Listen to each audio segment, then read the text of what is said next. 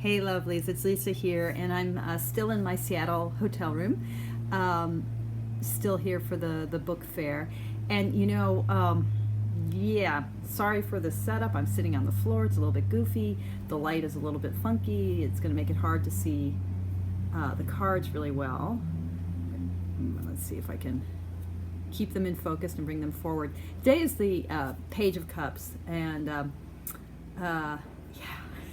I have chosen the Noble Marseille because it does this thing that is really true in the Marseille cards in general, but where we see these pages, the valet, with ginormous cups. I mean, this guy's cup, first of all, it doesn't even look like a cup. Let me see if I can get it to focus a little bit better.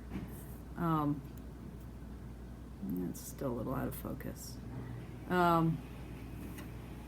This guy's cup it's a little bit better, is as big as his head, bigger than his head, as big as his whole freaking torso, right? And it's got this sheath on it, it's got like a cup lampshade, and then he's got some extra kind of cup carrying device over here.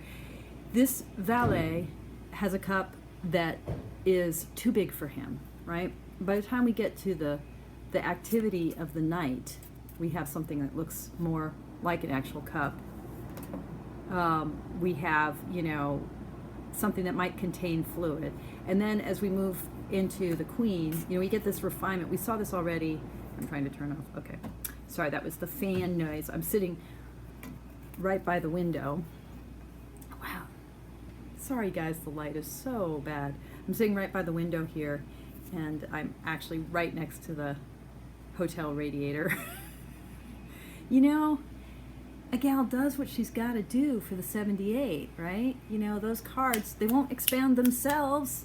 Gotta get with it, gotta snap to it. Every day, a new tarot deck, a new card, 78 of them. Okay, back to the page. Or in this case, the Queen. So, by the time we get from the Knight with a normal looking cup, he's someone who can be on his journey with his vessel. By the time we get to the Queen, the cup is more refined. We saw this, as I was about to say, we saw this with the wands too, the way in which, within the Marseille system, you start with this very rough looking wand in the page's hands, and then it gets more like a club in the Knight, and then by the Queen and the King, we get something more refined. And we see that movement here too, where the cup, that was cup-like for the Knight, now has this sort of orb that makes it match the orb and scepter of sovereignty. And then with the King, we move to what is really the kind of culmination of the way that the cups look in this suit. It has the characteristic of being orb-like at the same time that it still looks like a cup. So the King's cup is most recognizable as the apotheosis, the epitome of the suit. So what's the story then with this poor valet and his lampshade, his lampshade torso-sized cup, this cup that is, way too big for him? Again, the sense that I have of the pages within my understanding through my practice of the four suits and the relationship among them and how that maps onto the court.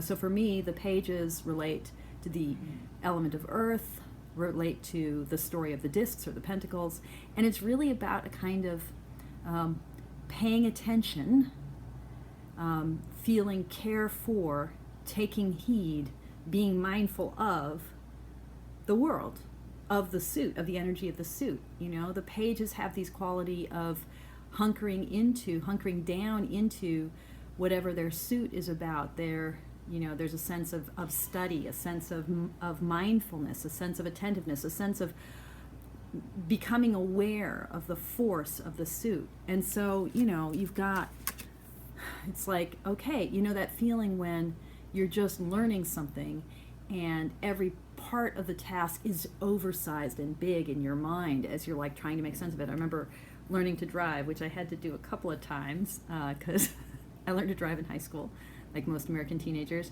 and then had a couple of car accidents, and then got really afraid of driving, and then learned again in my 20s when I moved to California, and I was like, gotta have a car. Actually, it was when I was moving from Northern California to Southern California. It's like, gotta be able to drive.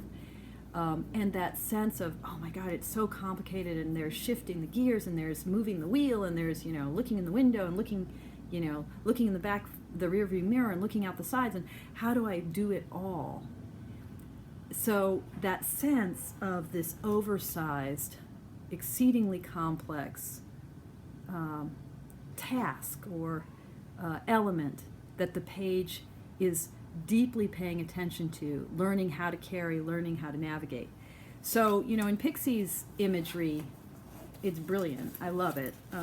This image, and of course I didn't pull it out ahead of time because that would have been too easy. In Pixie's image of you all probably know what this is. You can picture it in your mind, but it would be good to have there we go. It would be good to have the actual visual. In Pixie's imagery,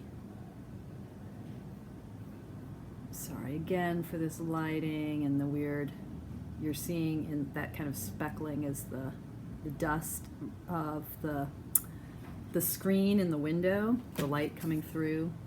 Anyway, this craziness of the fish in the cup, right? And sometimes I've heard people talk about the fish as like, I think this is something that Waite talks about. I can't remember. The fish as intuition or something like that. But to me, the point is, the fish doesn't have a lot of room to swim in this cup. The page is learning what the waters of the emotion are. The page is getting used to this world of emotion, and it's that world is too big for what the page is able yet to contain. That sense of, that sense I also associate, it's funny, I've been thinking in today's conversation, thinking a lot about kind of teenage moments like learning to drive, but the sort of the teenager heart, like falling in love when you're a teenager, and just how big the emotions are, like way too big for your heart. In Maggie Stiefvater's deck, coming from the Ravensboys cycle, the Page of Cups, which is these beautiful eggs in a nest, and in the books, the Page of Cups is the card that's associated with Blue, the teenage heroine, and it's really that kind of teenage, sentimental, throbbing heart where the emotions are actually too big to be contained. You haven't yet gotten the full kind of sense of how to wield the heart. And I think, if here we have a fish trying to swim in a container that's way too big, way too small for the fish, here we have a container that's way too big for the page. I think the imagery is different, but it's the same connotation. This is, the page is the card of